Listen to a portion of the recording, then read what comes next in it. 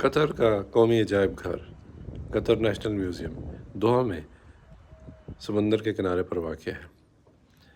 اس کو دیکھ کر آپ کو اندازہ ہوگا کہ اس کی تعمیر میں کتنی سوچ و فکر اور کاوش شامل ہے۔ ڈیزائن ایک منفرد ڈیزائن ہے۔ اس کی عمارت کو ڈیزرٹ روز کی طرز پر تعمیر کیا گیا ہے۔ ڈیزرٹ روز صحرا میں ریت سے بنے ہوئے قدرتی کرسٹل ہوتے ہیں جو دیکھنے میں پھولوں کی پتیوں کی طرح نظر آتے ہیں۔ یہ عجائب گھر انتہائی جدید ہے۔ اس میں بڑی بڑی اسکرینیں جس میں قطر کے تاریخی مناظر کی عکاسی کی جاتی ہے، کہیں پر کرۂ ارض کے ارتقاء کی منظر کشی اور کہیں پر قدرتی مناظر اور جاندار کی حیات کی ویڈیوگرافی آپ کو دیکھنے کو ملے گی۔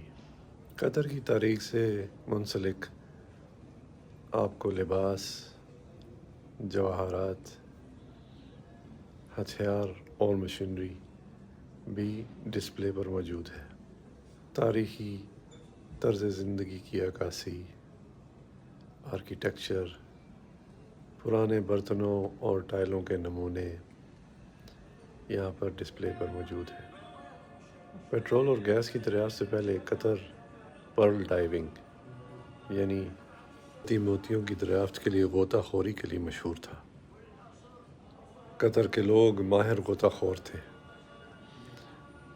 یہ کئی منٹ تک سانس روک کر سمندر کی تہہ میں جا کر موتی تلاش کیا کرتے تھے۔ بغیر کسی جدیدی آلات کے سمندر کی تہہ میں اتنا نیچے جانا، سانس روکنا اور سمندر کے نمکین پانی میں بغیر گلاسز کے موتی تلاش کرنا ایک انتہائی مہارت کا کام تھا۔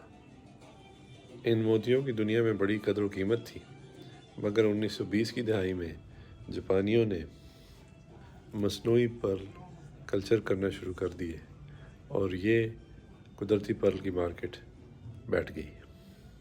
اس کے ساتھ ہی یہ فری ڈائیونگ کا آرٹ اور بہت سے لوگوں کا روزگار ختم ہو گیا۔